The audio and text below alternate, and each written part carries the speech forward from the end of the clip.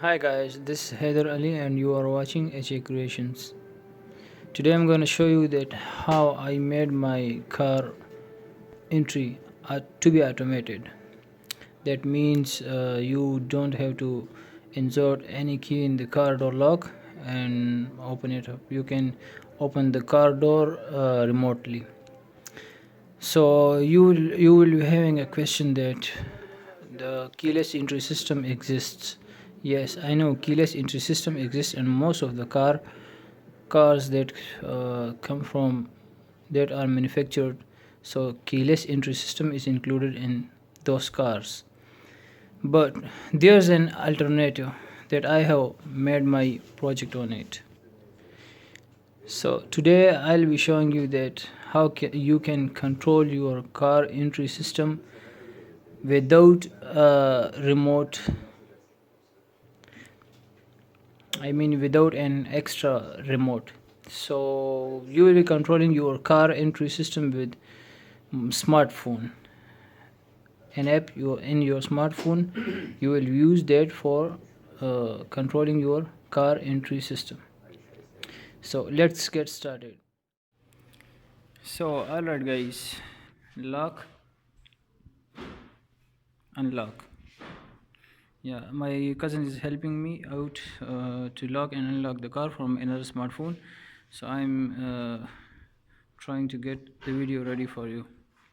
Lock, unlock, lock, unlock, lock, unlock, unlock, lock, unlock. So this is it. That's how you can control your car with a smartphone. Yeah, here is a smartphone. Lock, unlock, lock, unlock, lock, unlock. So you can control easily your car with a smartphone, so you don't have to need any extra remote for it, remote controller for your car. Okay, so let's talk about the project, that how I made it, and what's is the circuit diagram, and what are included, what are the components. Alright guys, so here is the circuit that I have used for it. I have made it myself. It's a DIY project. You can make it easily at your home. So here, how it works, let me show you how it works. Here is a small module. Let me clear it out. Yeah, here is a small module that is written Wi-Fi on it. It is known as the ESP 8266. I have used the 8266 version. You can use ESP32 also. Okay, so here is a small module that is mounted on the node MCU on the circuit board, that is known as node MCU. This whole module is known as node MCU. You can get it easily from an electronic store, or you can order online. Okay, and here is the relay module. I use a 4-channel relay module to control the locks and the indicators of the car at the same time. Let me show you how it works. I have connected the second, third and fourth pin of the node MCU to these relays. Okay, also here are two more connections. Let me show you over here. The first one is D0, the second one is D1, the third one is D2, fourth one D3. So I have connected the D1, D2, D3 to the first, second and third relay in the 4-channel relay module. Then I have connected that D5, yeah, written over here, D5, after the ground pin. I have connected that D5 pin to the fourth relay. For the 6th pin, I am taking an input from the D1 pin. D1 pin, yes. I am taking the input from the first relay to the D6 pin. Now I'll show you later that why I have taken that input, why I'm using it. Okay, so let me show you here. It's the relay module. It's the first, second, third, fourth.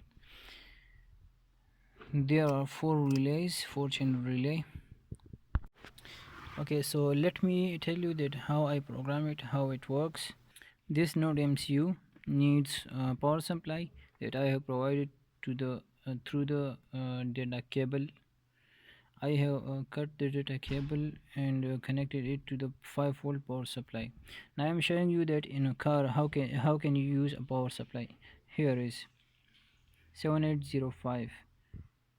It's a IC. It's a regulator IC that converts 12 volt to 5 volt. Give you 5 volt at the output, and it requires input is 12 volt, or you can give it to 9 volt. It will give you output of 5 volt. Okay, so it's a regulated voltage, so I have provided that voltage. I have given that voltage next to the node MCU. Also, these are 5-volt relays. These need power supply to switch on. From the node MCU that is connected to these relay pins, they are the signal pins. Node MCU gives these relay signal. But to activate these relays, we require the DC voltage that is according to the rating of these relays. You can see it clearly over here that it requires 5 VDC. Here it is written that 5 VDC, and we can connect AC 220 volt up to 220 volt to the output pins. Now let me show you how it works. The first relay, this pin is the normally open. The center one is common pin, and this one is normally closed. When the relay is off, so the common and normally closed are connected, and when the relay is triggered, the relay switches on, so this circuit breaks, and the common pin is then connected to the one which is normally open. Okay, so that's how the relay works. Now, according to the program I have burned to the node MCU, I have uploaded to it. I have written it in Arduino IDE. You can get it online for free, and the program I have written for it is as whenever I trigger the first switch, so the node MCU will give signal to the first relay to switch it on. So the normally closed one will shift to the normally open. The common and normally open terminals will be closed. They will be shorted, and this will result in the completeness of this circuit. Okay, now when I trigger the switch, the lock switch, it gives signal to the first relay. The first relay switches on or off. Okay, now when I trigger the unlock switch, so it gives signal to the second relay that connects the common pin to the normally open. For this mechanism, you have to understand that how a central lock system works. As we all know that every car, mostly every car has a central lock system installed in it. So you have to understand how a central lock system works. I will give you a brief description of the central lock system. This brown wire and this white wire, these came from the central lock system of the car. Whenever we give, so the central lock system mechanism is whenever we give the brown wire the ground, so it locks the car, or we give the white wire the ground of the car, so it unlocks the car. Okay, the yellow wire you see, it's from the ground or it's attached to the car's body, that is earth. It's from the ground terminal of the battery. The brown wire and the white wire, they are both from the central lock system that is installed in the car. I will give you a detailed description of the central lock system, that how a central lock system works, in my other video. Okay.